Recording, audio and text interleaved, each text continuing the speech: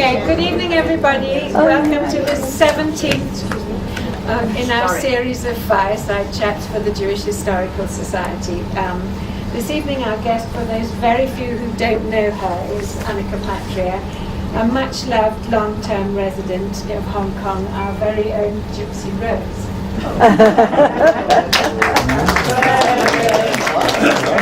Before we start the interview though, just a few words about the Jewish Historical Society. As you may know, sadly during the Second World War, the bulk of the records of the Jewish community were lost because the synagogue and the club were occupied by the Japanese armed forces. So one of the main briefs of the Jewish Historical Society has been to try and reconstruct our history, the history of our Jewish community, and also to document the Jewish footprint in China and also in Southeast Asia. We've established an impressive Sino-Judaic library, which is just down the hall, which is available to research students from both Hong Kong and abroad. Can't read it. We've published several monographs and books.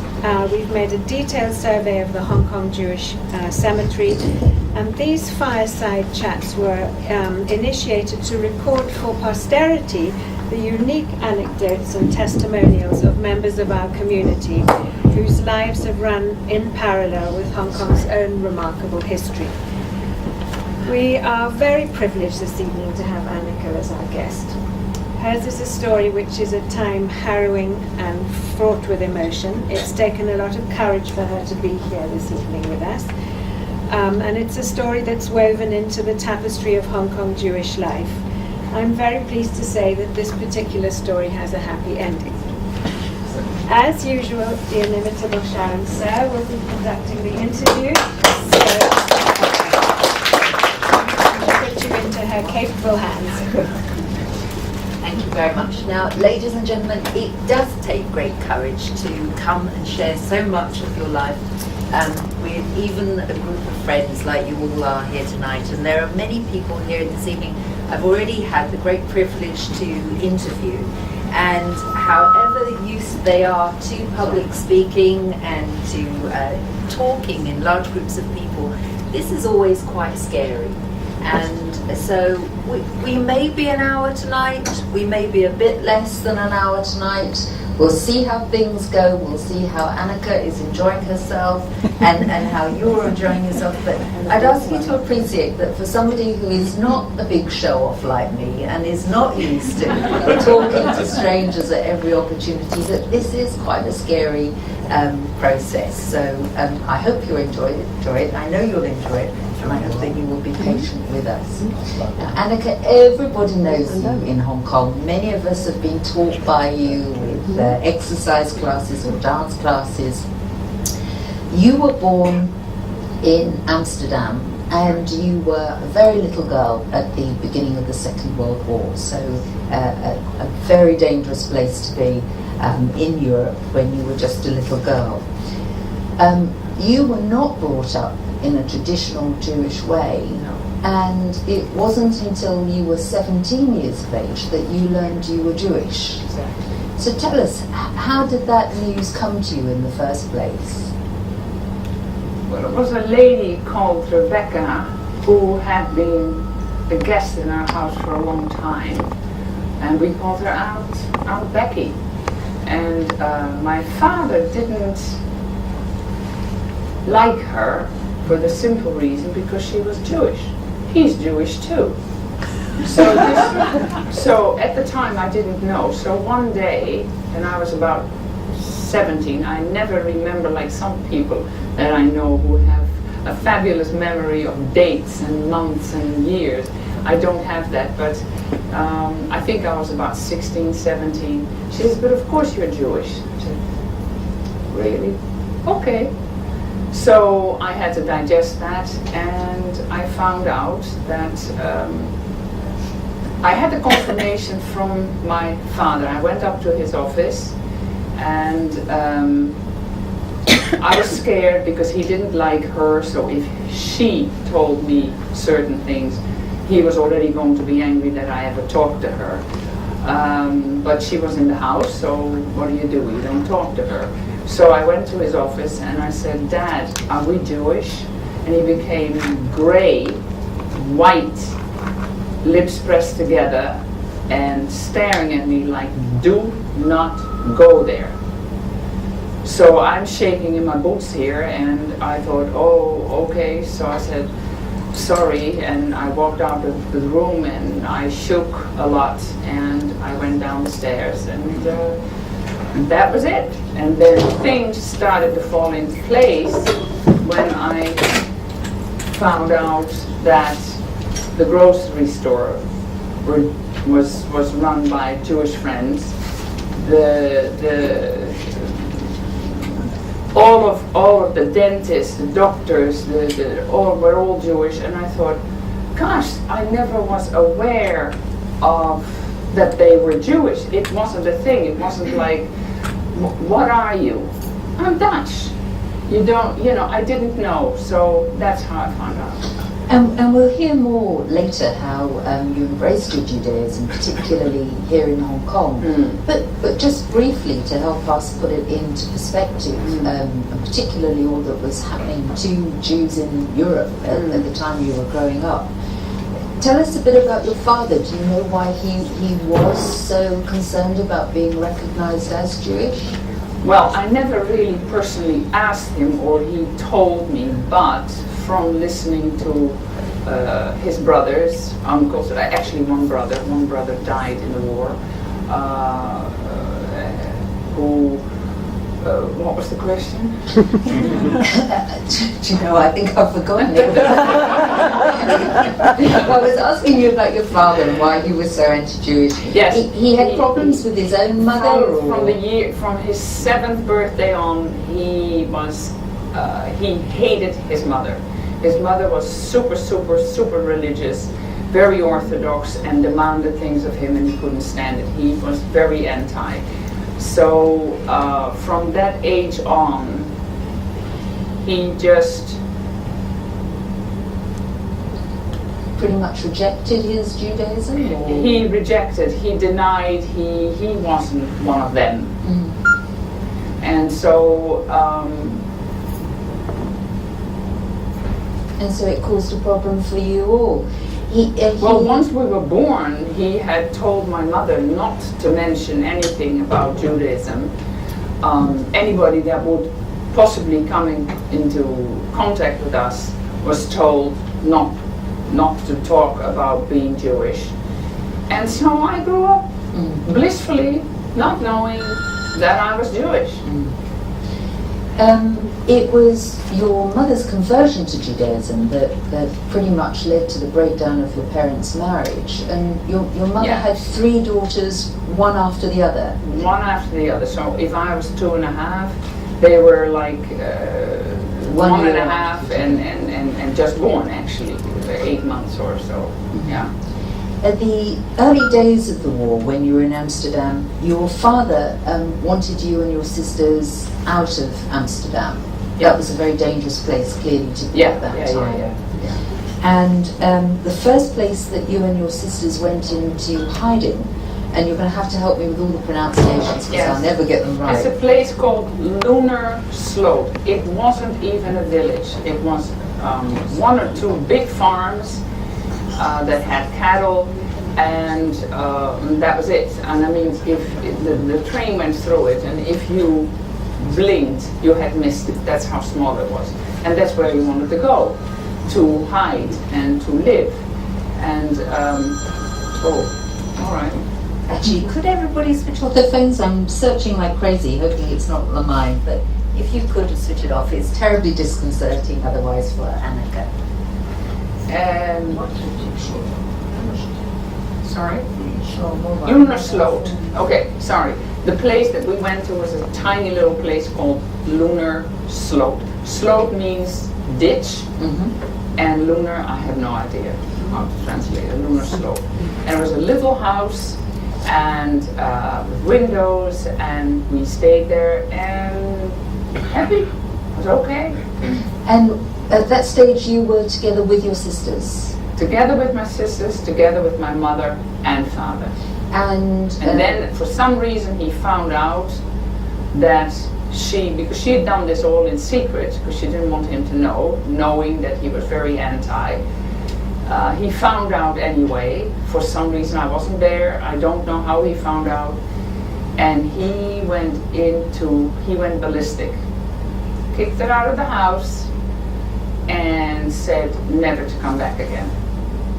And that was pretty hard because there were these 3 children, and he put one on his shoulder, one in his arms, me at my hand, and I know everything like clear as a bell. Yeah, it must have been terribly painful, and you still have memories of a young child of seeing your mother depart that day. That's right. And clearly that has had long-term impact, and then going through war years also. Your father moved you from where you'd been at Luneslot onto a very warm lady to look after you, Auntie Anne Fleischer. Vlieger, Yeah. I beg your pardon. Vlieger. And Auntie Anne looked at you at a place called Drybergen. 3 bergen, like 3 mountains. Okay. and that was still in Holland. Yeah. Still in Holland. In the middle. Also, it is probably more important to know what is above all the rivers. You have the Mosel and the Rhine and the Lek coming up, cutting Holland in 2. And the tradition since old age, since centuries, is that above the rivers is very Protestant, below the rivers is Catholic. So we went to Protestant pastors, left, right and center. And life with Auntie Anne, were you able to live She a was normal a very existence? yes, fairly normal existence. I didn't really. There were 1 or 2 incidents that were not so nice when I did realize, that it was war. I mean, what do you understand at 4 or 5 years of age? What is war and what is not war? What is this? Anyway, there were these. It was pretty nice living. I remember being in a dark room always and asking, why can't we play outside? Now, my sister recently reminded me, but we did go outside. I said, we did? And I said, I had a feeling we never did. And she said, yes, I remember we were allowed out on the pond where it was ice, where it was deep winter, and we were given a chair to learn how to ice skate. And this is true. I remembered that was true, and so that is true. Other than that, I don't remember really being allowed to play out in the garden, in the front. We had a garden in the back. But there was this age, when I was 5, that I could go to school. So somebody brought me to school, and then I was told, please do not move from the schoolyard until somebody picks you up to bring you home, for obvious reasons. So one day, nobody turned up to pick me up. Nobody turned up. I waited and waited. There was this empty schoolyard. And sorry, I didn't include you. I'm sorry. I won't look at you now. And I became very nervous because I was told, do not move from there. So I thought, but nobody's picking me up and forgotten about me, what am I going to do? So I did start walking across the highway, and then there was a street going Oranjelaan this way, and then with a crossing. So I had finally gotten to there, where the crossing was, and that is where it happened. Boots, shouting, screaming women, opening of the doors all around the square, men being dragged out, and one woman wrapping her skirt around me and practically choking me. She didn't want me to hear anything, she didn't want me to see anything. All I saw was the men, and they shot them. After that, I do not remember anything. I don't remember. You managed to get home eventually. Somebody took me home. I don't know. I didn't tell them where I lived. I wasn't around. I just I don't know whether I fainted, whether I just psychologically blacked out. I have no idea. And were you aware when you were at home with Auntie Anne of any other signs of war? No. You were not sort of aware of planes flying over Europe? Or? Yes, that's true. That was very, very scary, and I heard later from the same lady who looked after us that it took all of her power not to scream with fear, because they really sheared right over our homes, and then we heard the bombing somewhere else. So not our house. And it was scary for us, but because she was there was this pillar of strength, and she was quite amazing. I mean, it was these planes were called Messerschmitts. And when I hear in black and white movies, you know, I cringe. I think, okay, let's not go there.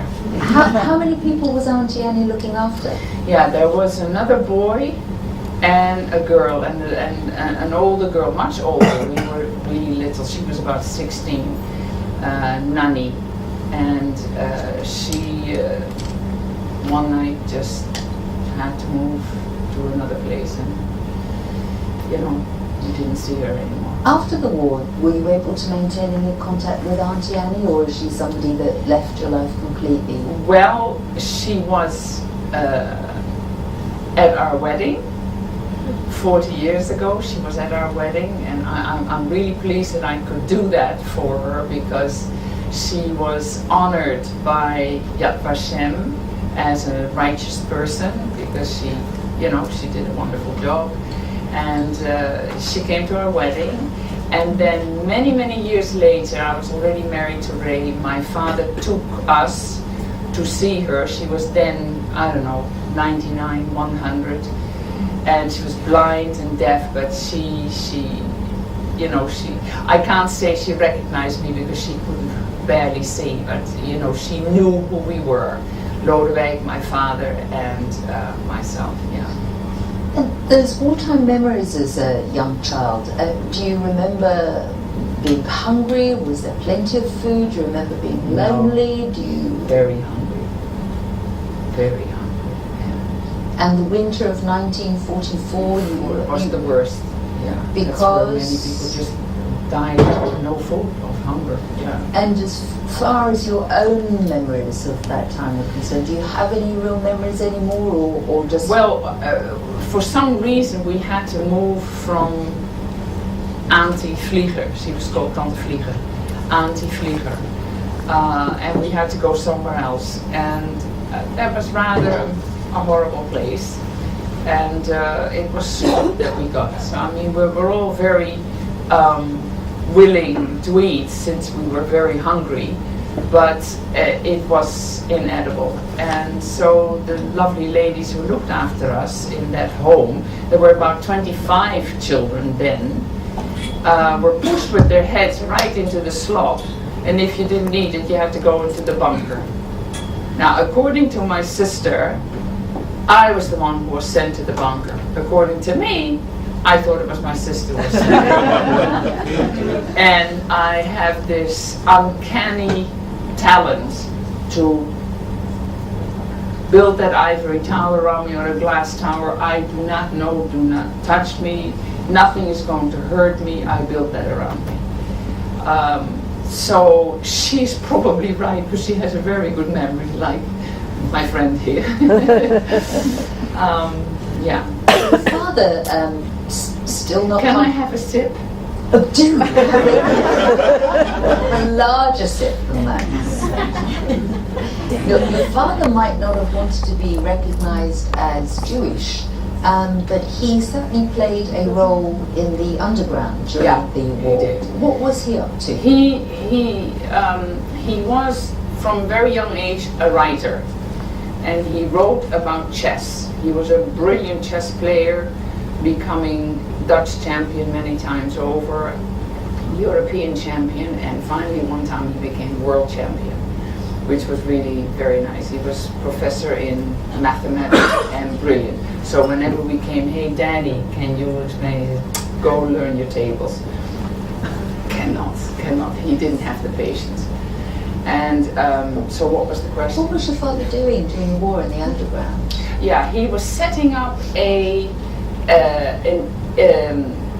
underground newspaper, if you will, like sheets of information. And for those people who wanted to know what was going on, you know, what was really going on, because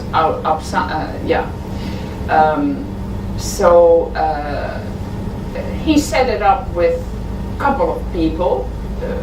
I do not quite remember how many, 7 or 8 other guys. And one of them was not so kosher and told the authorities there is a Jew amongst us. So like the flying wind, he just had to flee, and he went to the east of Holland, double underground. We say dubbel ondergrond. How do you say that? Deep underground. Thank you, sweetie. Yeah, that's the one. Deep underground. Again, a pastor's wife who also became a righteous person by Yad Vashem, which I thought was wonderful. And so he was in the meantime, his mother was sent to Westerbork and was shipped to Auschwitz and was murdered by the Nazis. The younger brother, Martijn, in English Martin, he was shipped and died on the way, so we don't quite know where exactly he died, but he died on the way to Auschwitz.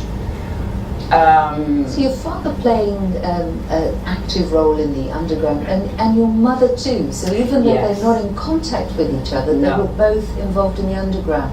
What was your mother doing? I don't know the English word, but it's called courierster.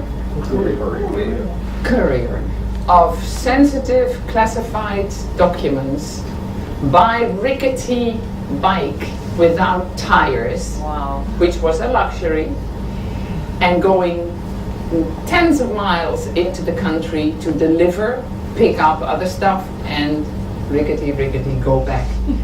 And it was really a luxury to have a bike. And one day, unfortunately, the bike was stolen, and she was inconsolable. Inconsolable. Yeah. But she did it by foot. She just didn't do that many miles, but she continued to work, and very often through enemy lines. Yeah. So both parents in different places, your father by now in hiding and your mother doing her own thing. You 3 girls together or separated? No, they put us in different families, so I never, they put us with different families, so testing. An Mutter. This one may be better. Can you hear me? Okay. Where was I? And you've explained to us that some of your father's family lost their lives in the war. You through the Hong Kong March of the Living, were able to locate some of these family It was members. very, very emotional. Tell us Very that was special. in 2007? When was it? It was in 2007. Was it? It was. Okay. All right. And in 2007, you left with the group here in Hong Kong, is that correct? I did. We were the first group to go there, yeah, and that was, it was good, and I did that. It was, you don't say about a trip like that, it was wonderful, but yes, it was wonderful. It was fantastic that we found the name of my grandmother and the name of my younger brother, that was my uncle. You know, there was this, the blocks have, as any one of you have been, there are the blocks, the British block and the Dutch block, you know, and you go into where only the Dutch Jews are being mentioned. So there was this waving wall, and on the wall with the millions of names, there was this little name, and then my grandmother was there, yeah. Well, that must have felt very connecting and also very cathartic for you Very to actually... well, it was Oh, I had to digest it. It took me a lot of time to digest it. 3 years or 4 years. Yeah. I'm going to plunge you a little bit back into your childhood now, because the Second World War had ended, and of necessity your father had placed you with your mother for a short period of time. But that wasn't a happy period for you or for your sisters, was it? Well, my mother she was incapable of handling 3 wild children. And you had become wild through the We war had years? become completely wild because, first of all, we didn't bond with her. She was gone. Had you bonded with each other? We couldn't bond with each other because they were in this the hiding place. She was in another hiding place, and I was over here. So when we were placed, please God, help me out here because I don't have a place. This was my father talking. Can you look after them? They're your kids. Can you look after them? She couldn't. It was a disaster. And so your father took you back, and then you were placed No, we were in another home, but this was after the war. We were in another home. And yeah, also not very nice. There was one home, oh yeah, I gotta tell this story. This is a real juicy one. This one home, not very nice, run by 2 ladies, a lot of people, a lot of kids. Suddenly, yes, because my father found out through information, my mother was trying to kidnap the 2 youngest ones, the youngest children, and caught her just before the German border, the Dutch and German border. If she had gone another 10 miles, she would have, he would not have been able to get his children back. And because of that, he would make unannounced, sudden appearances. Now, he never made appearances because he was a very, reserved person. So he came one time and don't pack, just come. There was a police jeep, there was an official marechaussee, and I had a doll. Her name was Anita, and it was one of those old dolls, porcelain head and a stuffed body. Is it stuffed? Yeah. And looking for real. The handjes, the little hands were porcelain, and so on. Okay. She thought she was going to be nice, and she took that doll and made as if she was going to throw it on the floor. And this is true. I tell you no lie. I jumped and I went for the throat, clammed my head in her rather fleshy throat, and screamed, and she gave me the doll. And I saved my daughter. My father said, "Get into the car." Lucky rescue for Anita. Yeah. You were part of an awful custody battle between your parents, and that was not so nice. Yeah. and ultimately you and your sisters were with your father for a period of time before again being placed into care. And it's probably right until your early teens, until you were about 14.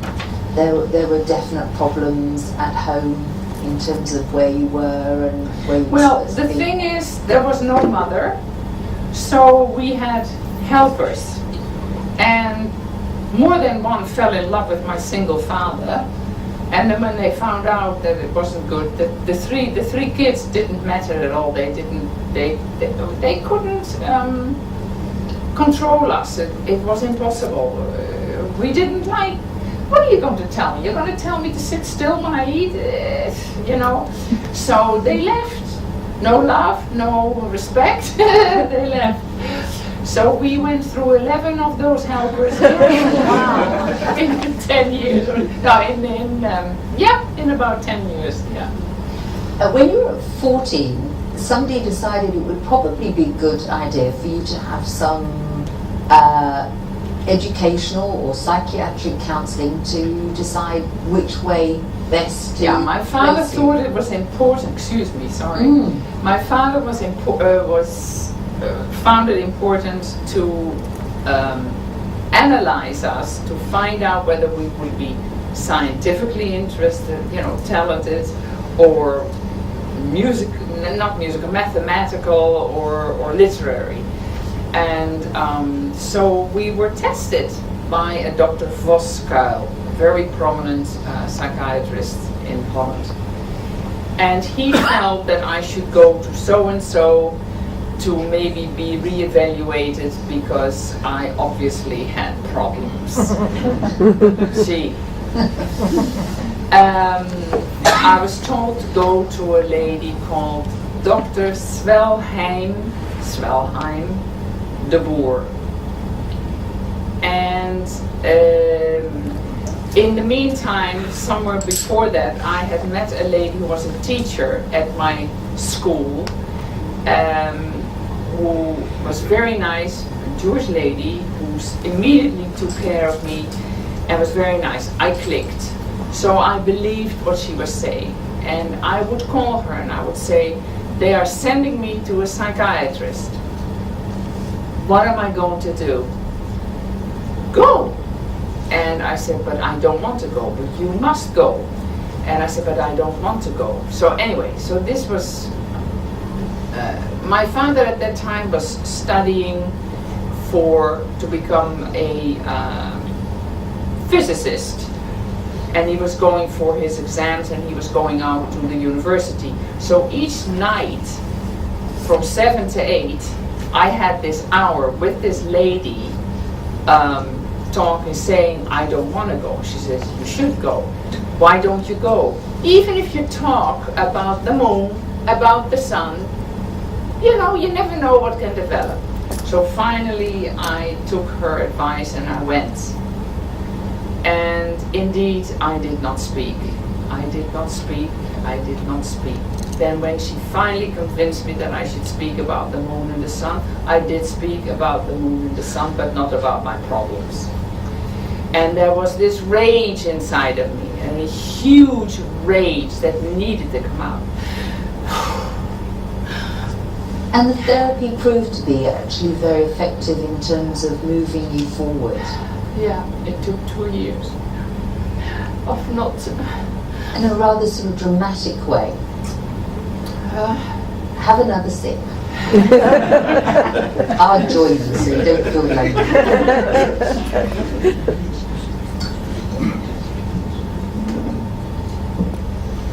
Can you tell us how you broke through the therapy boundary? When I first came to her, she was smoking so much. So all I remember is her smoking, stuiverzand. She smoked and smoked, and I said to her, why do you smoke so much? She never gave me an answer. She smoked some more. She just lit up, put down, lit up, put down. I couldn't believe it. And the ashtray was always full. So after 2 years, 3 times a week, trying to get rid of this anger, couldn't. I didn't trust her, I couldn't. This one particular time, I saw the ashtray and my rage was focused. I took the ashtray and smashed it through the window, broke the window, created an enormous noise and stuff. And there was this silence and she said, well done, I'm happy. Which meant I finally, and I did. Very good. So all you be careful. No more telephones ringing you. You know what might be coming in your direction. Now, one of the things that must have saved you through your war years and all the dramas that you were going through was your incredible love of dance, something that you've given all of us in Hong Kong. This is what you've all been waiting for. So tell us, when did you first become interested in dance? When did the addiction start for you? Thanks.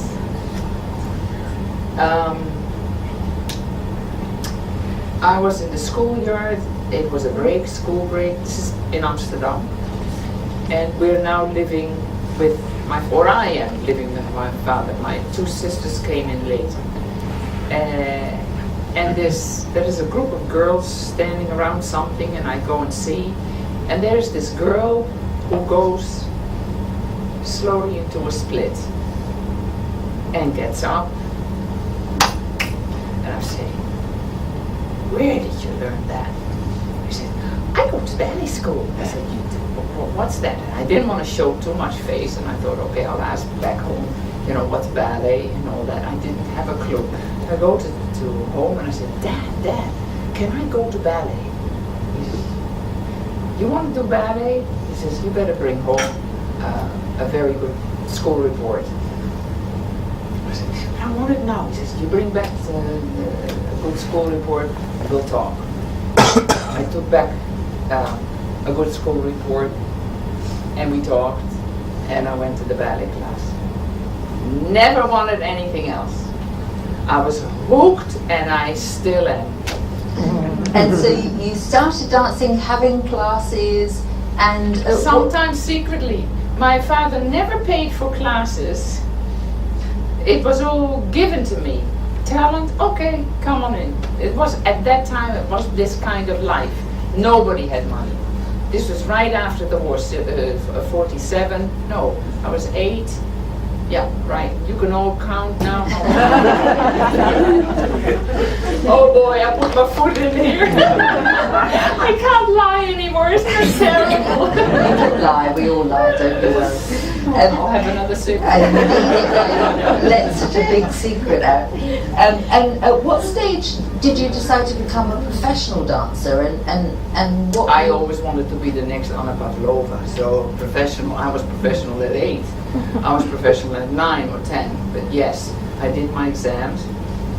However, I had one at that time, a setback, because I became too tall. Now, too tall at that time meant you couldn't go into the corps de ballet, and to start off with, And so they told me, finish your dance exams as a ballerina, but also take your teacher's exam. So I did. I got my qualification, and then I got scholarships. One of the scholarships was very nice in the Volksschule in Essen-Weerden. It was in Germany, and so it was dance. I did it, and that was fabulous. Working with professors and real masters of dance and modern dance. And there was one wonderful lady who did Martha Graham modern. And she was a tiny little thing, the first Yuriko of the 4 Yurikos. She had 4 Yurikos over the years dancing for her. I should really go here. This little Yuriko, we would be doing floor exercises. She would stand up, and her hair would come down her back, down her calves, onto the floor. And what she would do is she would whip it around into this, go like this, and put one of these Japanese things inside. It was amazing how anybody could grow such long hair. Anyway, she was a wonderful dancer. She was a star. To have classes with these people, Luigi and Anthony Tudor, and yeah, it was wonderful. It was whilst you were studying in London that you had the opportunity to develop your career. I got another scholarship to go to London, and after 2 years the lady told me they need girls, tall girls, go for the audition. So I went for the audition, and that's how I became a dancer in the Lido. And that was in the Lido de Paris, and you became one of the famous Bluebell girls. That's right. And how long did you spend as a Bluebell girl? 2.5 years. And that was a great experience, or did it put you off dance? Okay, you'd love to hear the next story. There are a couple. There's maybe a photo here and there, or we've got some behind of you as the dancer. No, that's another performance. I mean another. Well, anyway,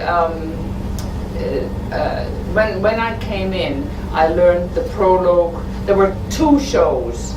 They do the first one and then they do the second one. The second one is last year's show, still running but on the second place. So, what was I saying? Talking about being a Bluebell girl. It was great fun.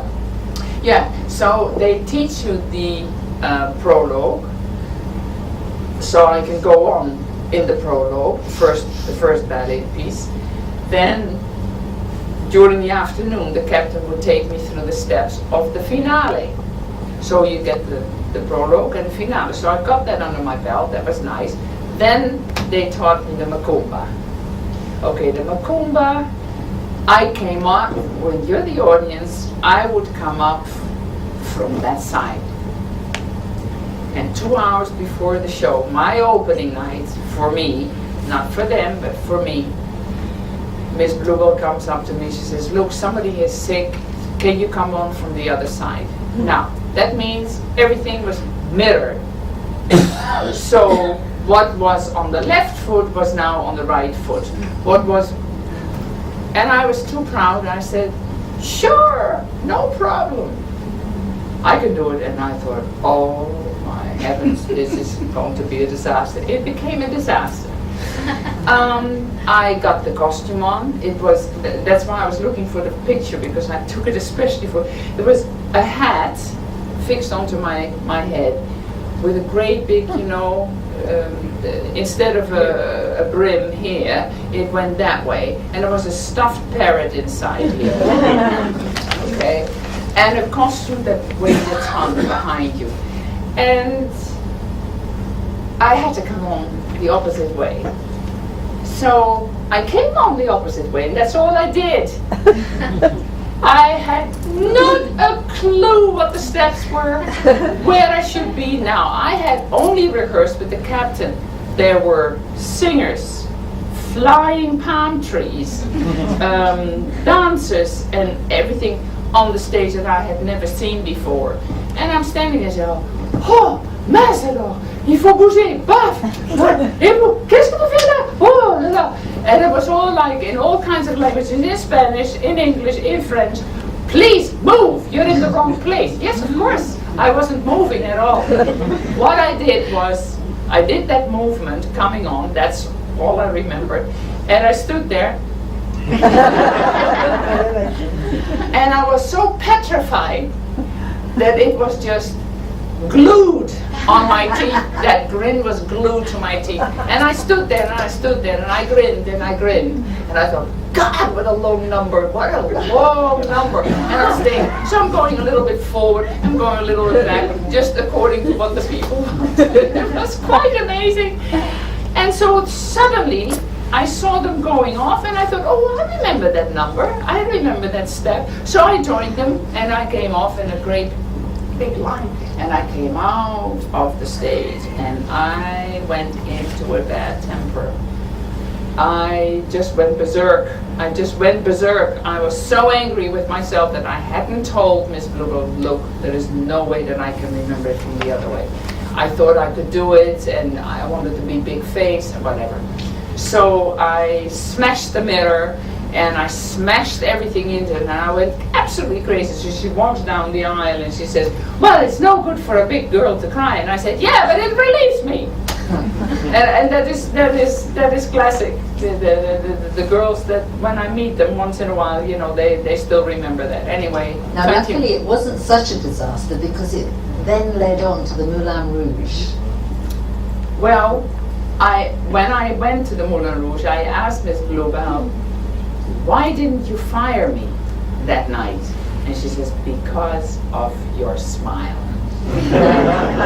If you had panicked and you had shown panic, the audience would immediately have seen that you were not supposed to be there or whatever. But because you smiled, you belong. You belong, right? Okay, and then to the Moulin Rouge. Yes, that was nice. And the famous dance you learned there? Can. And you joined the Folie Bergère. I was sitting one night with dancers in the place. I can't remember. I'm very sorry. I can't remember it. But I sat with other dancers after the show, having dinner, and this tiny little man came up and he says, "Can I have a word with you?" And I looked at him. So I said, "Okay." So I excused myself from the table, had a little word with him, and he had a wife, and he had an act with the wife in the Folies Bergère, and it was a comedy act, and the wife had fallen during the comedy act and had broken her hip. He desperately needed a tall, voluptuous dancer. And I said, okay, so I did some investigating and it seemed genuine. So I said, okay, so I finished the Moulin Rouge, I started the rehearsals, and that was great. It was completely different. It was not really dancing. It was a lot of dancing, but not down. I could sing, I could laugh, I could, do part of it. It was really nice. And you stayed with them, working for some time, or? Yeah. I learned it, and I then, yes, that's right.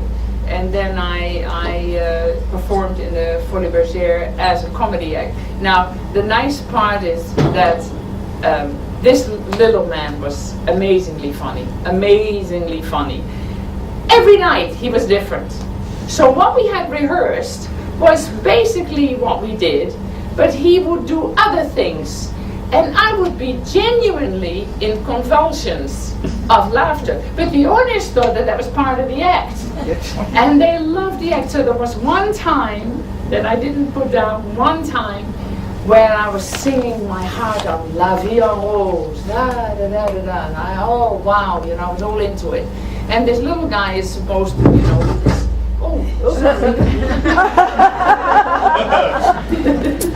with this, sorry, with his jacket hanging, sort of looking tipsy. There's this tiny little guy coming onto the stage, and he was booed off because they loved my singing. They didn't want any interference.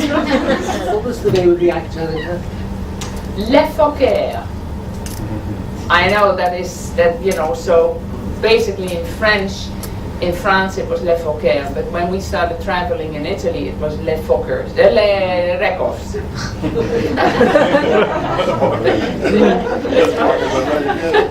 Now you had the honour of performing before Prince Radio. Yes. And then your show took you on to Persia, as it was, and you performed in front of the Shah. Yeah. And then you continued with your routine through to Beirut. That's right. And you were performing in Beirut. Yeah, and the nice thing in Beirut was that if they liked your act, they would put bottles of champagne or whiskey all around the stage. And if the bottle was opened on the stage, you got 10%. All above board. Now it was whilst you were in Beirut that you had an offer that you simply couldn't refuse and really did change destiny for you. Okay, the impresario came and saw the show and loved it, and he said, would you be interested in doing a Far East tour? So I said, talk to my impresario. So it was all settled, and I came to Hong Kong that way. And I came on the 1st of January. Of 1969. Of 1969, sorry, yes. And I did some rehearsing with the various bands. The contract said you have to do 3 shows, 3 different shows. That was both Hong Kong Island and Kowloon, but there was no tunnel. So there was the Star Ferry, the friendly Star Ferry. So they gave me a little guy who carried my suitcase full of wigs and costumes and whatever. And that was when the Conrad Center was actually built. So we had to wade through mud and whatever, yeah. And where am I? And you were performing here in Hong Kong? Was there a particular show that you were involved with? Yeah, it was my own, same thing that I did in Beirut. this is opening night. I do one show on Hong Kong Island, 2 shows. You can't hear me. Yeah. 2 shows in Kowloon, and the last part of the second place, they had told me the floor would rise up for the entertainer, but you had to be on it. So the entertainer would be on it, and there was this glass with the colorful lights on the bottom. It was really quite blinding, but that was the new thing. And they would lift you up, and then if once your act was finished, you had to wait. All the lights went out, it was pitch dark, and you would slowly go down to make the dance floor again for the people to dance, and then you walk on. Well, the technician didn't do very well, and it didn't work, and so it didn't go down. And I thought, well, by now it's down. And I walked, and I fell 3 feet down and broke my leg in 3 places. Talking about break your leg on opening night. You were eventually taken to hospital? I was eventually taken to hospital. They said at first, it isn't broken, it's not broken. We will put you in a herbalist. So the herbalist went this way and said it for me, and then I went, and then some friends, stay here. Some friends took me to the hotel, but they didn't really trust it, and by this time the leg was this size. So they took an ambulance, and I was put into Queen Mary. Yeah. What is the one on Kowloon side? Elizabeth Hospital. And they put my leg up from the ceiling on a chain, because it had to go down in size so that they could put a second cast on later on. So it was pretty awful. I'm telling it with a smile, but it was not so great, and I had no money. I had not even started making money because I didn't work. And Tam Bing Hua, I shall never forget the name of the agent, who disappeared from view and wasn't even interested in what had happened to his star from Beirut. And so you'd only just come, it was January 1969. Did you have friends to come visit you? Did you? The people who were in the audience, they came rushing to when it first happened, and some of it I don't really remember because I was fainting and then coming to again and fainting, coming to again. Any special visitors when you were in hospital? Yeah. Yeah. So these guys came in and tried to cheer me up. And so one day they said, we want to give you a little party to cheer you up. This is yeah. So, do you mind if we do it this Sunday? I said, I don't mind, but it's a hospital. You can't bring in beer or wine. And they said, don't worry, we will. And in the meantime, these friends had other friends, and they said to me, do you mind if we ask another person to come along? He may not be in the business, but the more the merrier to cheer you up. I said, I don't mind. So they went to ask this person, if you have nothing else to do on Sunday, would you like to come and see this poor girl? I had the best publicity ever, by the way, with my leg up front page South China Morning Post. So that was really rather nice. But anyway, so they said, no, we don't. And I'm giving it away. So the person said, if I have nothing to do, okay, I'll think about it. So he came along, and it's my lovely brain. And that was the best of all the gifts, because it meant from 1969 onwards, not only was Ray in your life, but Hong Kong was definitely in your life. Yeah. And whilst you were here in Hong Kong, having committed then to the lovely Ray, and also to Hong Kong, was this your opportunity to really explore your Judaism? Did this give you the sort of vehicle to explore that? Not at first. I was a little afraid to come into the shul because of my ignorance. I didn't know anything. I just knew that I was Jewish. And because of my career and because of what happened in Amsterdam I was never really mentioned. So career, but now I was going to be more, okay, so it took me a few years. I would go in for Yom Kippur and feeling one odd out because I just didn't know enough. And but slowly, so it was wonderful. I started feeling really wonderful, and I thought, I want this. And you had a special blessing for your marriage in the synagogue. It was nice. And that's especially celebrated in Holland, the copper wedding. Copper wedding, yes. Do you know about copper wedding? Anyone? In Holland, it's a tradition. Half of the 25 is called copper. It's not silver, it's copper. And you celebrate that, and we celebrated that here. Yeah. And that was the blessing in the Ohio Yes. Synagogue. And certainly everybody knows that you're a frequent face at the Ohio Synagogue, and it's clearly become important to you. Yeah. And With a wonderful rabbi, by the way.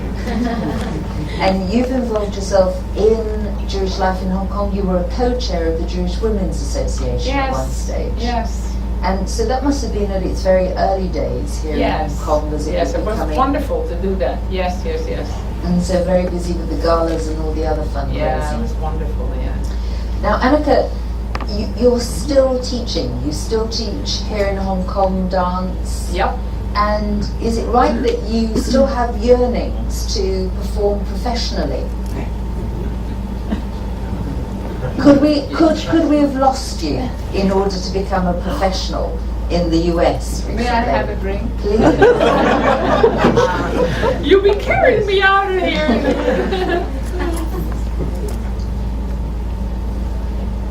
Ask me this, Jim. You were in the US last year.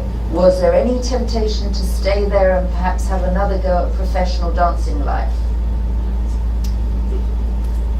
No, I will take master classes and work my butt off, excuse my language,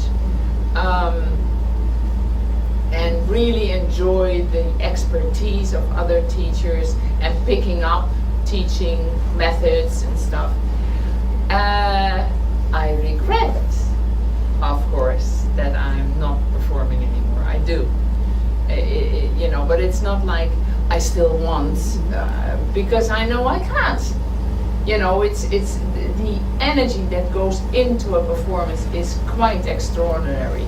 So, So we can expect you to be living and working and teaching in Hong Kong for many years to come. Yeah, for many years Well, to come. that's very much Hong Kong's game. Ladies and gentlemen, Anneke.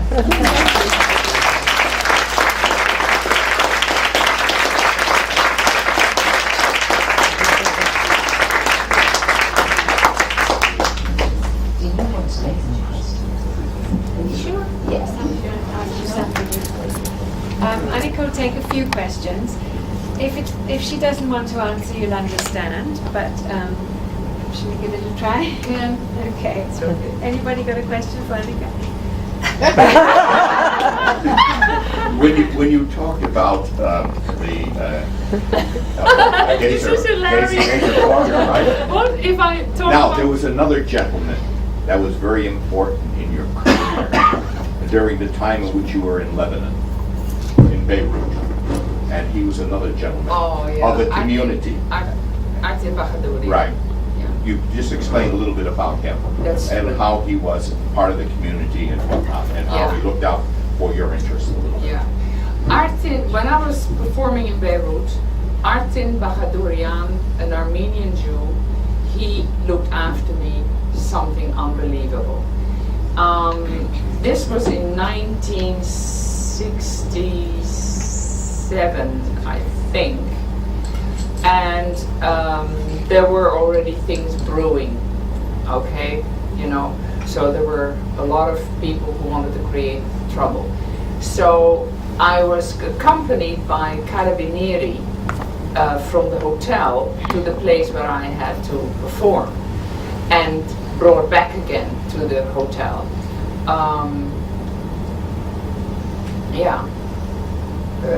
Yes, and then so this agent from Hong Kong had to speak to Artin before they would, give me a contract to go to the Far East. And then many years later, I read in the South China Morning Post that Artin was killed, murdered. And that was just such a, sorry? Cyprus. In Cyprus, yes, in Cyprus. Yeah. So this is a sort of like an extra tidbit, it wasn't at that time, but he was, of course, he was so wonderful to me. He was wonderful to me. So and again, I knew that he was Jewish, I knew that I was Jewish, and that was a nice feeling, but other than that, I wasn't all that observant. So, neither was he, but, yeah. Yes. You mentioned that your mother converted. She was not Jewish and she became Jewish, or she That's right. discovered her Jewishness? That's right. She converted. What prompted that? Do you know what triggered that?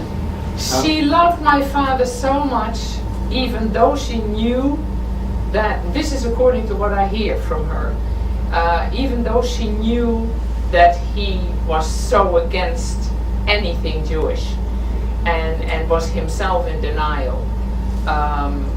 She wanted us to be Jewish, and she wanted to please him, to please love me and please him.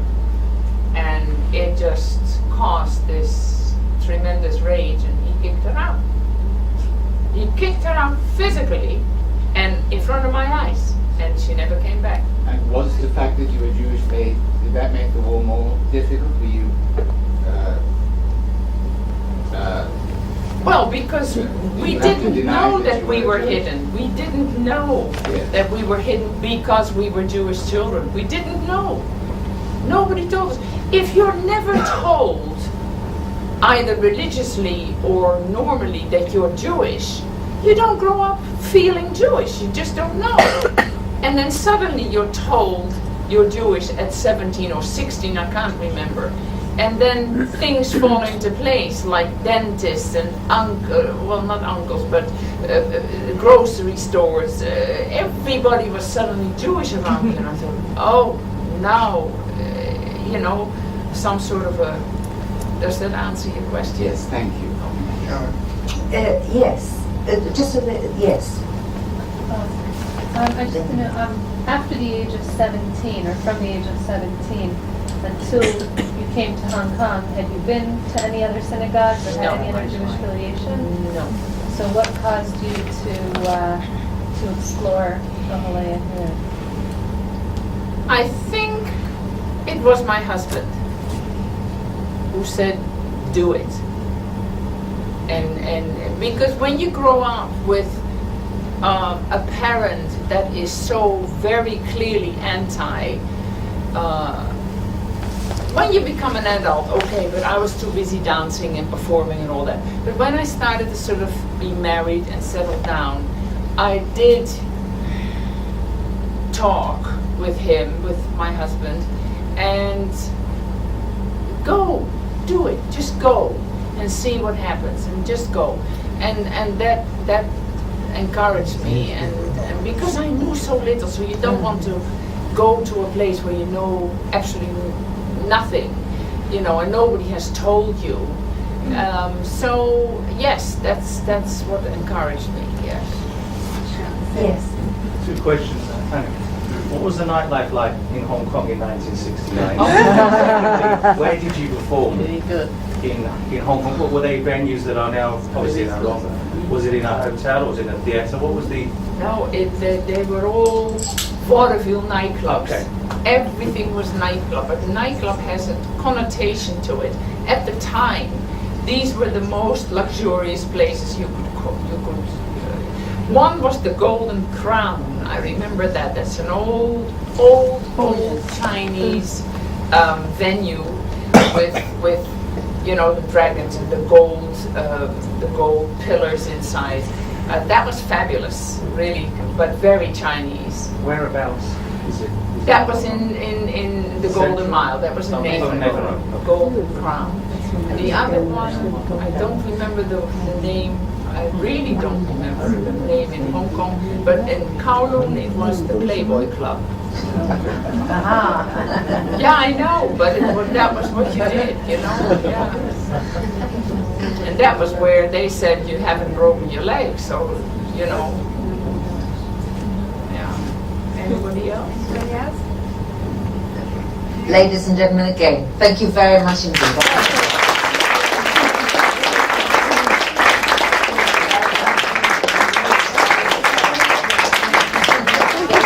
Lovely.